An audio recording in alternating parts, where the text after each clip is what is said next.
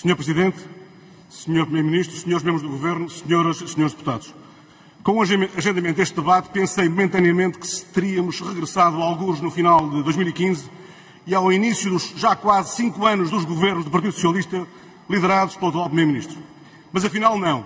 Estamos mesmo em setembro de 2020. O Sr. Primeiro-Ministro descobriu finalmente, no meio de uma gigantesca crise sanitária, que não tinha uma visão estratégica para o país. E nos últimos 5 anos de governação nunca se sentiu falta de um pensamento estratégico, nem de qualquer contributo de alguém que olhasse para o país que somos e para o país que queremos ser. O PSD tem vindo a afirmar ao longo dos últimos anos o que está hoje muito evidente para todos. O Governo tem navegado à vista, o Governo não tem um rumo estratégico. Quando o Sr. Primeiro-Ministro foi confrontado, como todos os portugueses, por uma circunstância excepcional, na verdade absolutamente imprevisível e que se revelou uma realidade completamente nova para todos, olhou para o lado, olhou para o seu Governo e constatou algo que já sabíamos. Faltava uma visão estratégica para o país e não era possível encontrar essa visão dentro do seu Governo. Ora, essa é precisamente a virtualidade do trabalho elaborado pelo professor António Costa e Silva.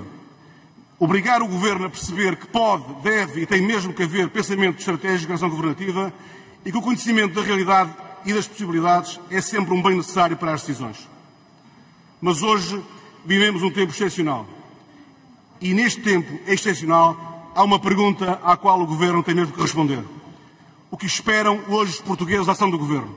É isto que o Governo tem que perceber. O que esperam os portugueses da ação do Governo?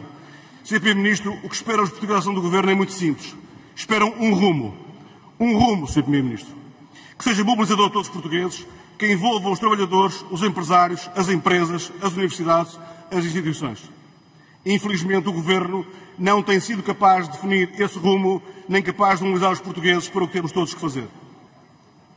O próprio autor da visão estratégica encomendada pelo Governo disse de forma muito clara, e cito, e já hoje a oportunidade desta afirmação é da maior relevância, e diz o professor António Costa e Silva: se não houver uma colaboração e apoio do Estado às empresas rentáveis e competitivas que estão com dificuldades de tesouraria por causa da pandemia, e estas falirem, vai ser um desastre para a economia portuguesa e a recuperação vai ser mais lenta. Esperemos que esta afirmação do professor António Costa e Silva tenha eco no seio do Governo e permita que percebam, de uma vez por todas, que um plano de recuperação tem mesmo que ter no seu cerne medidas que potenciem a produtividade e a competitividade das empresas.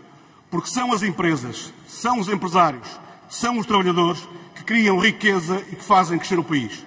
E é mesmo aí, na capacidade empreendedora, na inovação, no potencial para criar mais e melhor emprego, que tem que se colocar a fatia de leão do apoio europeu à recuperação económica do país. Esta resposta ainda não foi hoje dada pelo Sr. Primeiro-Ministro e devia ser dada.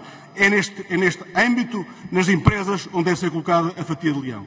Sr. Presidente, Sr. Primeiro-Ministro, Srs. Membros do Governo, Senhoras e Senhores Deputados, hoje os portugueses esperam do Governo o que o Governo não conseguiu dar nos 5 anos de governação. Orientação estratégica com objetivos claros, capacidade de concretização.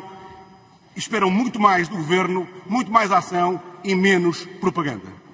Após a apresentação pelo professor António Costa e Silva da visão estratégica para o Plano de Recuperação Económica, o Sr. Primeiro-Ministro iniciou a sua intervenção com uma interrogação, que me recordo porque estive lá a assistir. Perguntava o Sr. Primeiro-Ministro: e agora? Pois é uma boa pergunta que deve ser colocada no seu Conselho de Ministros. E agora? É uma pergunta que também nós temos que lhe devolver.